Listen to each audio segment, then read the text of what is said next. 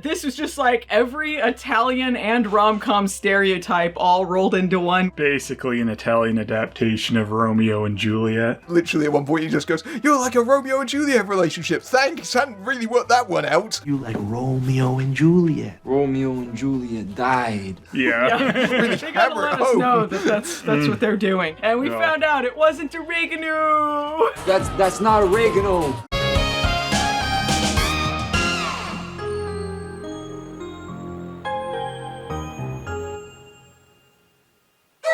Hey everyone, welcome back to Movie Nights. It's Italian edition. Hey! Mamma mia! Our Italian friends, Matt and Paisano. The Super Mario Brothers Super Show! I mean, by the standards of this movie, anyone can be Italian, so why not? Anyone can be Italian as long as you do an accent. Hey, when you're here, you're family. Ask my family which Italian dishes are their favorites. They'd all agree. The Olive Garden's tour of Italy is 3 of the best. The Olive Garden. When you're here, you're family. It's like that bit in the Super Mario movie where they do the advert, where they just put on the accents for the advert. It's like that the entire movie. Mario, where are you? That one. Are you tired of paying too much for plumbing? Mamma mia! What about the accents? Is it too much? It's perfect! Wahoo! Anyway, we're talking about Little Italy today. Everyone's favorite 2005 rom-com from 2018.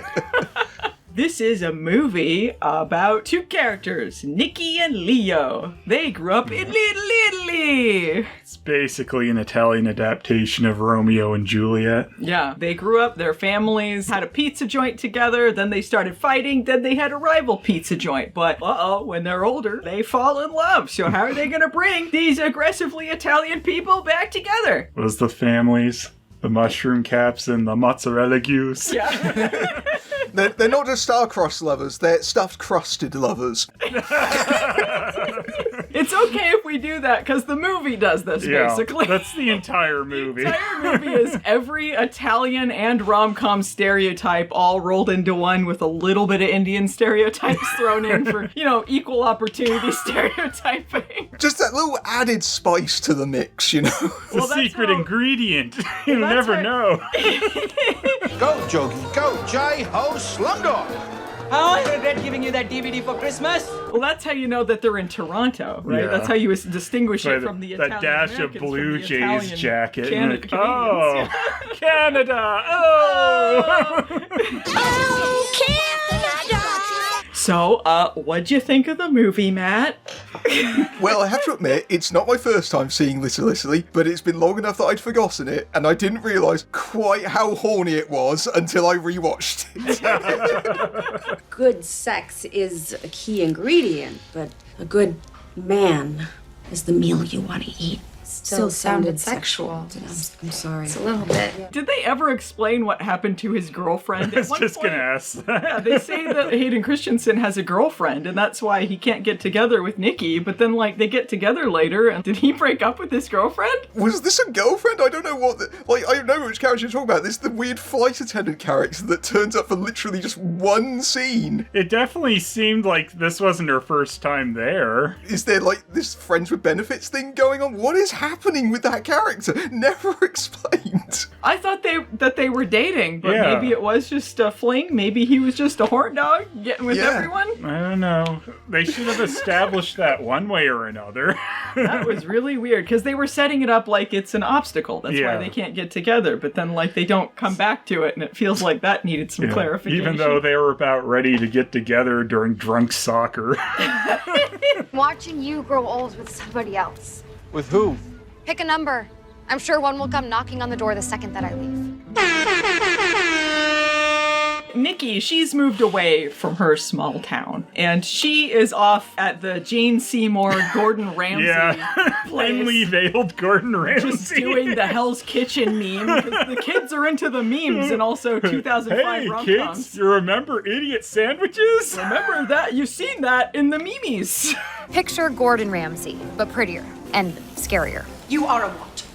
Moron sandwich. No, I can't hear you. Moron sandwich. What are you? An idiot sandwich. Idiot sandwich what? An idiot sandwich, Chef Ramsay. She's totally in London. Jane Seymour says the word wanker. That means she's in London. You can be the first to congratulate Gary. Alice, you wanker. You bollocking wanker. Bollocking tit ass. And so she's at this culinary institute, and then she gets the opportunity to open this fancy pants restaurant in London. She's gonna compete to run this restaurant with this other guy who doesn't really matter too much. But first, she has to get a work visa and a menu. So she has to go back to Little Italy, where she grew up, and with your family in Little Italy. Little Italy! She meets up with the kid that she used to have a crush on. They're both hot, horny adults now. She shows up at the bar, Luigi's, that he's working at, and then they have a very soaking wet soccer match. They just stop everything at the bar to go do the this. bar shuts down. The owner leaves. So it's just, you imagine you're just a regular patron at this bar. You're like, all right, we're shutting down because these two are horny. Want to play soccer out in the rain. Like, I just wanted to drink after work. I love how everyone walks out into the pouring rain and no one at this bar is actually dressed like it's raining. They all just walk out wearing like no coats or anything, just getting torrentially pissed on by the rain. The reason she passed out at the seat is because of hypothermia, let's be honest. Little Italy! Little Italy. Hey! They play at the soccer in the rain!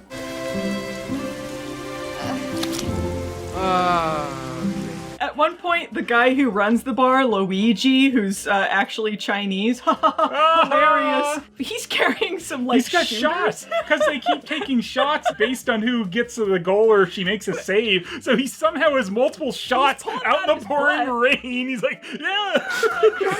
This would have been full of water with how much it was pouring down. They're just shooting water at that point. 1 part shot, 3 parts rainwater. Yeah. They have 2 sexy scenes where they get drenched, by the way. Yeah. Like, they have to be wet in 2 scenes. And don't forget about the moment where Emma Roberts' friend just says, oh yeah, wet like me. You're like, what? Afraid you might get wet. I am. Oh shit. Oh my god, did I just say that out loud? This dialogue, it cannot be emphasized enough. Terrible. Just terrible. Everyone's got to pull out some sort of weird metaphor. Yeah. Weird horniness. I love the one in the credits where the guy was going to say, like, oh yeah, dead people with benefits. Yeah. It has a blooper reel. They do the blooper reel at the end. Are you still at the, Oh, at the parlor? Yeah. People think it's weird being around dead bodies, but they're kind of like my friends. Friends with benefits, am I right? Some of these songs that you hear are actually pretty dated, but some of them you hear and then you're like smacked in the face with the fact that this was a 2018 movie, and I can't believe it. But I like to move it. Yeah, you're like, the hell? Surprise Shawn Mendes attack. Yeah. But I do kind of respect this movie because every movie that comes out now has got to be like a multi-billion-dollar superhero franchise to the point that, like, that's why they don't make these kind of middling rom-coms anymore, because you have to make $1 billion trillion. You're not considered a success. But the fact that this was just like, you know what? We're going against the grain. We're going to make the most rote comedy from 20 years ago, and we're going to release this, and you're going to love it. And people didn't. But they went with their gut, and we found out it wasn't oregano. Not oregano. That's not oregano. If they had followed the suggested serving of weed pizza, maybe they would have enjoyed it more. This was legitimately a rumor that it was going to be a follow-up to Mystic Pizza, because the lead in this is the niece of Julia Roberts, and at one point there was like a picture of her in a shirt that's the same shirt Julia Roberts wears in Mystic Pizza, so people are like, maybe it's a sequel. Yeah, she picks it up in the montage. Yeah, where they do the cutesy montage together wearing Italian and pizza shirts, like, hey, Italian! And it's the same director as well. The same director, Donald Petrie, directed Mystic Pizza and Little Italy, so it had that weird connection because I guess the Roberts family lineage is star in a pizza movie. And some people are like, oh, this is a ripoff of Pizza My Heart. Just a ripoff. This is a pretty fair representation of every Italian family that you see in a cooking competition show, though. All of them gotta be like, I'm Italian, I got a big family, I'm gonna make Italian dishes every time they cut to them in the talking heads. Hey, Italian! We make the best! We make the best pizzas! The Angioli pizza has always been superior, so pack up your Fugazi pizza and get the hell out of town. Yeah, they go on about their pizzas and they show these like lightly cheesed piles of crap. I was not impressed. The Italian-style pizza, Phelan! It's light on cheese and heavy on the sauce! The secret sauce! Those pizzas at the end were disappointment. The main conflict of the movie is Hayden Christensen trying to convince his dad to actually add some extra ingredients on his pizza other than just plain. The main conflict is the sauce! You gotta get with the times, Pa. They want some variety, health-conscious toppings, or square slices. There's just so much that we could do. Fresh ingredients is what he acts like this is a novel idea. Like, let's use fresh ingredients. He's also like, we could make a rectangle. He's like, oh, you're not my son. Listen, my boy, you don't reinvent the pizza. Your grandson, he wants to make square pizza for hippies. Not hippies, hipsters, no. Millennials. So they have a scene where, like, okay, it starts out with, like, hey, what'd you put on the pizza? Nothing but the best. And that goes into the most hilarious delivery in the movie where Hayden Christensen says, oh, that's not oregano! Because there's a hilarious mix-up with weed on the pizza. Well, it's not a mix-up, it was a prank. It was a prank. Prank/crime. Prank, framing someone for a crime. What'd you put in the pizza today? Always the same, the best. That's not oregano. That they got out of because they were sexually harassed, so it's fine. That made no sense. Anything about that. Also, Hayden Christensen pulls out this giant pile of weed he's taken from the oregano bin and throws it in the pizza oven, so the whole place is gonna reek of weed after that. Hotbox everyone in that place. I was gonna say, they spent a lot of weed for this prank to get them arrested. Like that's a lot of weed. How much did that guy spend on all that weed? All because they fought at a pizza competition however many years ago, and then that's what split up their families, is that they had a fight at a pizza competition. It makes no sense, too, because they say, oh, we got off, it was like a misdemeanor for possession. It's like, that wasn't just possession. You were distributing it on pizza without the customer's knowledge. You were serving it to customers. And also, why are the customers dancing on the table? How is that an effective weed? You know, that's what you do. There's some like proper reefer madness shit going on in this scene. Just absolutely ridiculous. People are dancing on tables. It turns into like a complete party in there. Like, are you sure it's just weed you spiked that pizza with? Weed laced with Coke or something. It's Italian Mac and me, okay? Everyone's just Yeah, regular Tuesday there. It's Weedy McDonald. The reason it happened was because it's not oregano. Not oregano. That's not oregano. That should have been the special ingredient at the end of the competition. It's like, oregano! Oh, great idea! Not oregano! That scene was the entire reason that we watched this movie, by the way, twice. Because we saw that going around online of just that scene, not oregano! We're like, we gotta watch this movie. It is by far the best scene in the movie. And by best, I mean the absolute worst. It's terrible, but it's hilarious.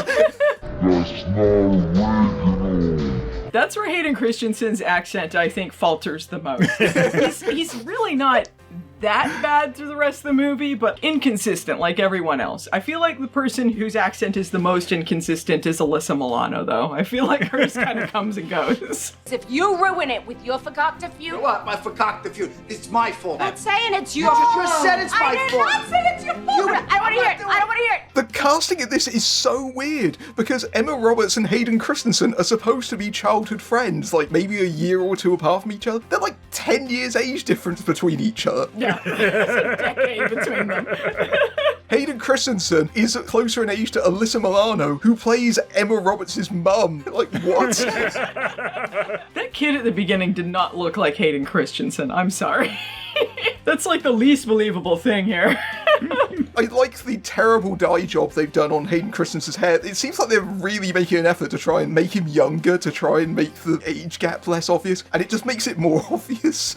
Maybe they were trying to, like, extra Italianify him, and I think, like, he does have some Italian ancestry, I think a little bit, but it really just kind of seems like Italian face at times, you know? Italian face. Pizza face. He should have had a big curly mustache. One of the dads has that in the flashback. Yeah, he does. The Mario mustache. Quick, Hayden, roll around in the marinara sauce. Get in touch with the inner Italian.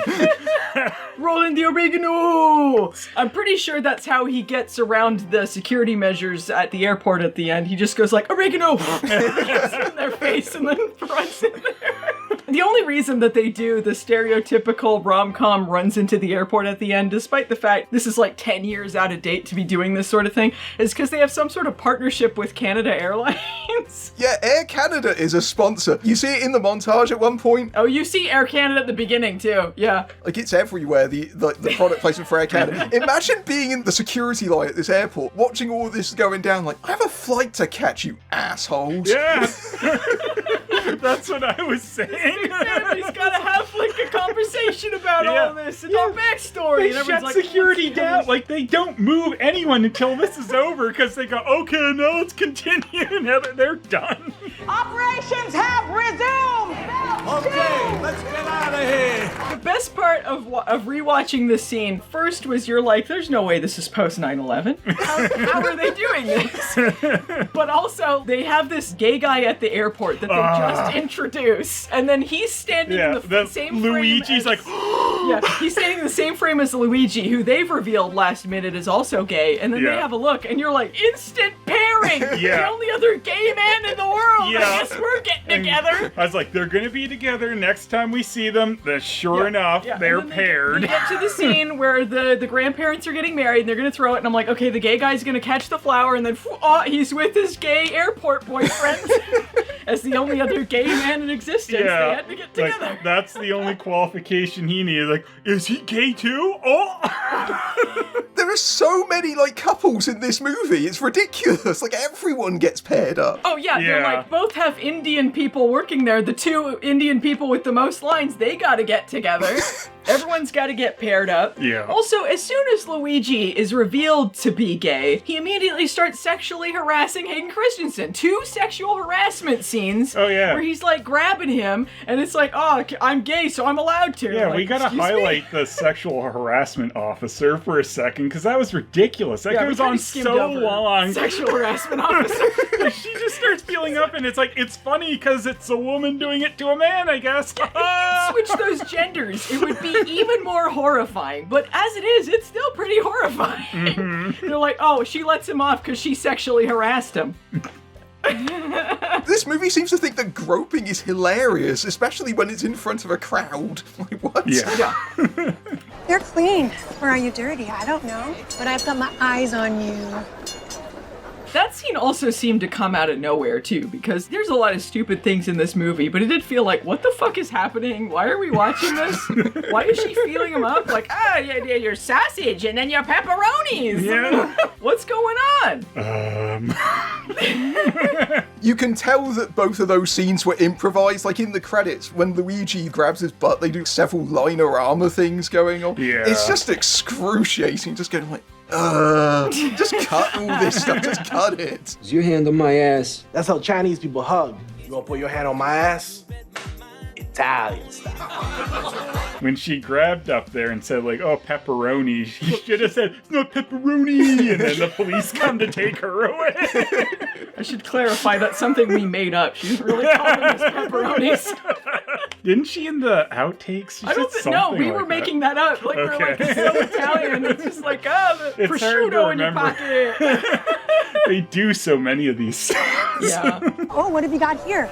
A 6-pack. I'm just gonna check. Close to your nipple. I'm around. That is my nipple. They have a bunch of scenes with Danny Aiello. Aiello? Yeah, Danny Aiello. Danny Aiello. And Andrea Martin. So they're also having a Romeo and Juliet romance because you need to have 2 of them. And that's part of the reason that there was this whole thing that fell apart with everyone and blah, blah, blah. But anyway, they like just keep meeting up at Starbucks, who must have also been a sponsor. There's plenty of Starbucks scenes in this. Yeah, they keep having a lot of like super cringy lines, and you could tell some of them are improvised. It's real sad, and it was also his last movie, which is also sad. Ooh. Well, we could have friendly benefits. I am a lady. Well, at least it wasn't Hudson Hawk. Yeah, that's true. Well, there was a lot of time between Hudson Hawk and now, so it shouldn't have been his last movie. Otherwise, it's going pretty bad for him. Could have ended his career, I guess. He was just thinking about that movie he did with Jackie Chan. Right? Yeah. He's like, hey, you hate this movie. Go ahead and remake it. Yeah. You take out the strippers. You can go without the strippers if you want, Jackie. Oh, The Protector. Fun times, by which I mean it sucked. Didn't you like Jackie Chan as a Dirty Harry type character? That's really Jackie Chan. Yeah. Hanging out in nudie bars or massage parlors or whatever the fuck. Yeah. Anyway, you can cut some of that if you don't want to show anything. That's going to be fun in the You're the one doing the editing. It's not nudity. What things can we say in this video that makes it harder for Matt to edit? Yeah. Like, what can we reference? What Like else? Showgirls. What happened in Showgirls? I mean, going back to the Starbucks thing, the thing that I find most funny about that is Italians going into a Starbucks and drinking the coffee and going like, oh man, this is the best coffee I've ever tasted in my life. Oh my I god. don't think so. If you're so aggressively Italian that you're like, oh, the sauce, you can't change the sauce on the pizza and the family recipe and all that, you're not going to be like, oh my god, Starbucks. Oh, Baby mother of a god, this is to die for. When I was working at Harkins, there's a movie theater in Arizona, this Italian guy came in and he's just like, what's your favorite Italian restaurant? And I'm a teenager working here, right? I'm like, I don't care, I'm working. And I'm like, I don't know, Olive Garden? He's like, oh, Olive Garden. No, you gotta go to this pizza place, it's the best. He hands me his card and then leaves. And it was a gift card for his pizza place. And we did use it, and it was pretty good pizza. So I'm saying that he was using this as a networking attempt. Oh, he definitely was. You encountered one of the characters from this movie, clearly. Yeah, I encountered one of the guys. So it's not unrealistic. This is actually the most realistic movie of all time. He was like, hey, come there and then you'll find some real oregano. And then you danced on the tables. It was a wonderful time.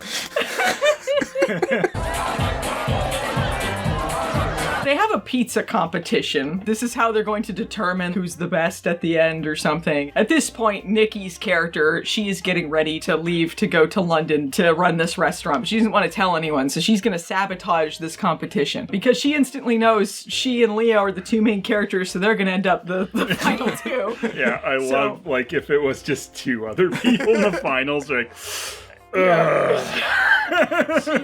So she switches the sauce so that he ends up winning, and then she covertly leaves. She goes to flee the country. She goes to flee the country. She leaves, and it's like she's become Kaiser Sose, right? She's like, disappear and take off to the airport. It's hilarious. She just sabotages this competition and then just is like, not going to say anything to anyone. Bye. Bye. She's like, have the car running. Have the car running. She had too many sexy food scenes where they discuss ingredients, or they're soggy, or they have to go like, oh, it's not ready. Oh, no, leave it in just a sec. Yeah. And then they do callbacks to it, and she's like, I can't take it anymore. I'm gonna go work with Gordon Ramsay Seymour. Get the hell out of here. I'd rather be an idiot sandwich than deal with you. And he's just like, what? Oregano! You'll never get out of here with drugs on you. I'm gonna throw some mozzarella balls so you'll trip on them. Oregano bomb! And they're like, wait, the prosciutto! God, we were such little shits, weren't we? I'm gonna feed you to the worms! At the beginning, too, I do want to note they have the narration where they're like fake fighting with each other. You know, where it's just like, hey, that's you and that's me, and this is how we got together. I bet you're wondering how we got in this situation. Well, here's how we got in this situation. You had a reputation. What? As being super competitive. See? I won. Won what? A concussion? That framing device was so weird because the way that they talk to each other, it's like they're watching the movie, which is not how their conversation goes, because it's then revealed they're talking to Jane Seymour at the end of the movie. And you're like, what is she making of all this conversation while they're having this back and forth with each other? It's like they were doing the scenes from Mr. and Mrs. Smith where they're talking to the therapist and then explaining the story, except they put a love, laugh, live filter over it. And then they end on a none your business joke at the end of the movie. So you're finally gonna tell me the secret to your Nana sauce? 2 teaspoons of Nanya. Goodness, seriously, None your business. It's just bonkers to me that this movie was as modern as it was. It would not surprise me to find out that this script was at least a decade old and just floating around. The weirdness with the internet, like the fact that the pizza restaurants don't have any kind of electronic ordering service is like, no, we don't order things over the internet. It's 2018. How do you guys keep open? And you know what else wouldn't hurt? If we got online and like did an app or something. We gotta get business flowing in here again. You don't even have a Just Eat account? What's going on here, guys? No wonder your place is dead. And he also berates customers too, so he deserves to have his business they both shut yell down. at customers. Yeah, they all yell at customers. Will my pizza be long? No, your pizza will be round. Welcome to Vince's. Come for the pizza, stay for the abuse. Hayden Christensen never suggests anything that makes sense, like why don't you get a more updated system, or why don't you stop berating He's like, customers? what about square pizzas? Square pizzas! All he suggests is just like, what if we use fresh ingredients? And they're like, oh, paisano! That's the key to success, I guess. Square pizzas, fresh ingredients, have it your way. Combining the sauce. Combining the sauce. And a little bit of weed in there. Yeah. A little bit of weed. There was some IMDb trivia I didn't quite understand that was just like, 10 months after this movie, weed was legalized in Canada, but you couldn't put it on pizza unless you do this and this and this. And I'm like, well, that doesn't apply to this movie, does it? It wasn't legal. You couldn't put weed on pizza. And even if it was legal to put weed on pizza, you still gotta tell people you're feeding them weed. Yep. You can't just feed people weed and not tell them. No, that's a misdemeanor. That's a misdemeanor. Sexually harassing someone, nothing comes of that. No, that's hilarious. No crimes mean anything. Meanwhile, airport security does not tackle all of them for that nonsense. They have at one point too, when they reveal that the whole fight stemmed because of something involving the grandparents, they do like a crash zoom into them, and it's like, wait, is this fucking Jingle All the Way again? Like what year is it? Yeah. It's about them. Us? But then the story is just that those two dipshits started arguing with each other at the pizza contest, which everyone probably would have known about, so it's like, how would they not know? Yeah, this is a secret through the whole movie. Everyone's like, why did they start fighting? And they're like, nobody knows, and no one remembers. And it's like, well, I think this fight in this public place would be pretty very memorable. public fight. They literally reiterate at several points, it's called Little Italy, with little being the operative word. Everyone knows each other. Yes, all these characters parade around having these secret affairs and no one gossips about it whatsoever. You kidding me? This is Little Italy we're talking about here. How was your date last night? How'd you know that I, Little Italy? It's little. It's so little, in fact, that when we were watching it, Phelan's like, oh, home hardware. Well, how do they get the planks and stuff out? How do they get big stuff out? It's so little. Little Italy. Didn't seem like an opportune location for that. Get thee to an Olive Garden, because it's Romeo and Juliet. I did like Hayden Christensen's delivery when he's like, Romeo and Juliet died. From oregano. You and Nikki, you like Romeo and Juliet. Romeo and Juliet died. That's a bad example. They really should have just leaned into that in the ending. They should have just had, Emma Roberts smearing ketchup or something all over her, like simulating her death. And Hayden Christensen's like, I can't live anymore. Gotta kill with a pizza cutter. what I said was they would eat poisoned pizzas.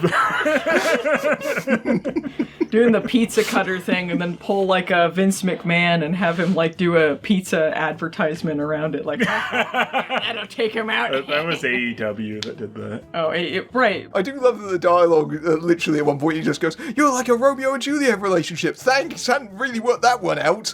Yeah. Really hammer it Let us home. know that that's what they're doing, but without all of the death and more of the mild chuckles that you might get from something like Chuckles this. ahoy. Oh, they ate a heart-shaped pizza. Heart-shaped pizza. Yeah. That's true love. True love. Oh yeah, him putting a ladder up there doing like the Romeo and Juliet crap at the balcony with pizza. Did you call for a pizza pervert? I'm here. How old is Hayden Christensen that he's like, I'm gonna go. And at one point too, after the drunken wet soccer match, she ends up staying at his place, and I guess she undressed herself, but she is naked in his bed. And then like she puts his shirt on and she's walking around with no pants, and he's like checking her out like stupid. That scene starts so weirdly because him and Luigi both give her the impression that she drunkenly slept with both of them. You were amazing last night. No. Good God, no. No. Oh yeah, Luigi. You would never know Luigi is a gay character too until they have that reveal at the end that he's gay, because he uses that as like, being gay is like being Chinese and pretending you're Italian. But that means it's okay to change in front of you and then grab Hayden Christensen's ass. It doesn't make it okay. Mambo Hayden Cristiano. Imagine being in a cinema and getting that extreme close-up of his butt, like just attacked by a 50-foot butter. My penis sack fell off. I don't need help. I can do it. I thought that the movie showed great restraint by not using Mambo Italiano. They should have said Mambo Hayden Cristiano. Yeah. Hey, Mambo Hayden Cristiano. That might be the only restraint they took throughout the entire movie, let's be honest. Yeah, they do start dancing to Tarantellas at some point, so... Listen, Tarantella, stupida. Settle down, stupido. I wonder what real Italians think of this movie. I'm sure they've voiced their opinions. They disavowed it. They disavowed it. It's banned in Italy. They can't actually play it there. It's become somewhat of a meme. I think for good reason. It's pretty funny. Maybe not for reasons they intend, but I enjoyed it. I was going to say it's cute and harmless, but given the groping scenes, I don't think it's really harmless, but it's kind of frothy. It's got that kind of ickiness that maybe would have been acceptable in 2005 in a movie, or more used back then, and now it's kind of like, read the room, guys. It's just a very, very peculiar film. It is like the pizza that you've kind of left out of the fridge for just that little bit too long. Mold. It's not mold. If I put a big new one, it's fine. Hey, Phelan, would you recommend this movie? No. Hey, oh, paisano! Hey, no recommendio!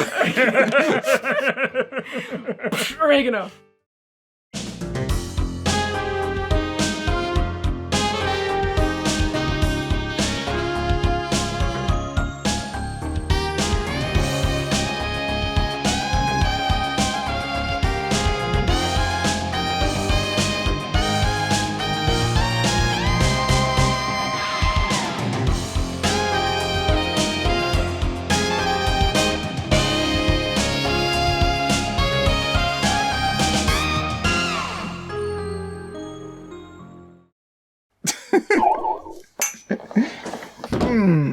And I don't bang the wall.